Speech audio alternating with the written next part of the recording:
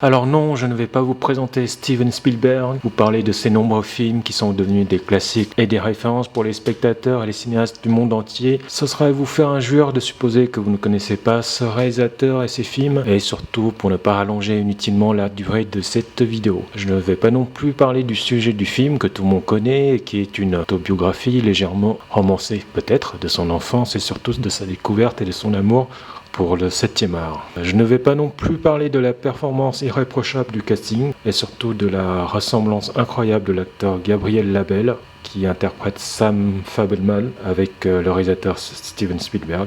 Je ne vais pas non plus dire quel plaisir de voir un film qui se tourne encore en pellicule au lieu du numérique. Je ne vais pas non plus vous faire une critique habituelle dont les autres s'en chargent probablement déjà sur les points positifs, négatifs du film, et surtout que c'est un film qui ne se raconte pas pour moi, mais c'est un film qui se ressent. Ce sera réducteur que de parler des habituels jeux d'acteurs, qualité de la mise en scène, montage, histoire. Donc c'est plutôt un film qu'il faut voir de ses propres yeux et ressentir les émotions qui s'en dégagent et se laisser emporter ou pas par ce que le réalisateur a voulu nous transmettre. Et pourquoi je trouve que c'est superflu que de parler de la mise en scène, du montage et de tout le côté technique, tout simplement parce que tout le monde connaît les films de Spielberg et que tout le monde connaît son réalisateur.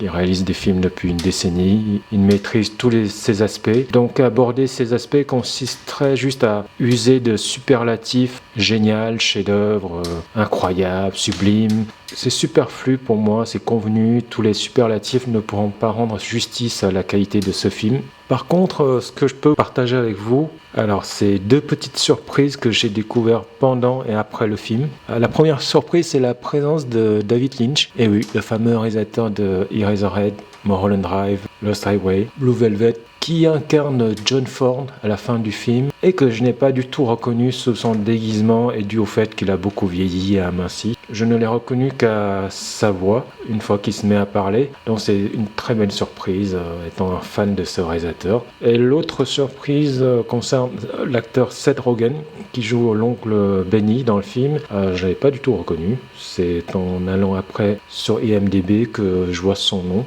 Pareil, il a beaucoup changé, il a plus sa petite touffe de cheveux frisés là, et il a beaucoup minci aussi. Après, je peux aussi dire que le film partage un sujet commun avec Babylone, celui du 7e art, même si c'est traité de manière différente sous un autre aspect. On va dire que The Fabelman aborde le 7e art via un regard innocent d'un passionné pur débarrassé de tous les aspects business, drogue et les dérives. Et Babylone, c'est l'étape suivante, si vous voulez, celle où on a déjà mis un pied dans le milieu. Mais pour moi, The Fabelman arrive à mieux transmettre le pouvoir magique qu'a le cinéma sur les gens, de les toucher émotionnellement, de servir comme un médicament pour soigner les blessures de l'âme et de l'esprit, de nous changer en positif, en vrai, après avoir été touché par un film. C'est aussi une joie que de retrouver des petites touches qui font référence aux différents métrages du réalisateur, comme la scène sur la plage de singe adopté par la mère de Sam.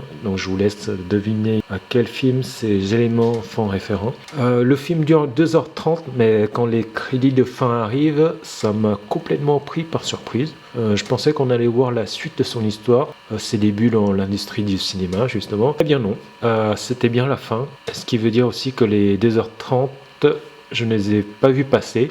L'histoire est tellement captivante que j'avais envie de connaître la suite et presque envie qu'il fasse une suite, mais c'est très peu probable. Après, malgré tous les points évoqués, les critiques positives et même dithyrambiques de la profession, tout comme les critiques des spectateurs qui l'ont vu. Je précise qu'ils l'ont vu, car le film a été un échec aux États-Unis. Vous voyez par vous-même les chiffres qui sont ici. Et le résultat mondial est très timide aussi. Et c'est vraiment un scandale que de voir un film qui a été fait avec une mise en scène minutieuse sans avoir recours au CGI pour corriger les erreurs après coup, où l'histoire n'est pas basée sur des personnages en collant, lançant des rayons laser, avec des univers connectés, interconnectés, connecté, imbriqué, embrigadé, tout ce que vous voulez, avec du 100% de fond vert, de voir un tel film échouer face à ces films. Et dernier point, je trouve ironique de voir que Spielberg, qui était synonyme de film blockbuster, de film à grand spectacle, mais de qualité, je précise, se faire détrôner par de nouveaux types de blockbusters et de films à grand spectacle, les nouveaux fast-food du cinéma hollywoodien, si vous voulez, que représentent maintenant les Marvel, avec la qualité en moins et les effets numériques en plus.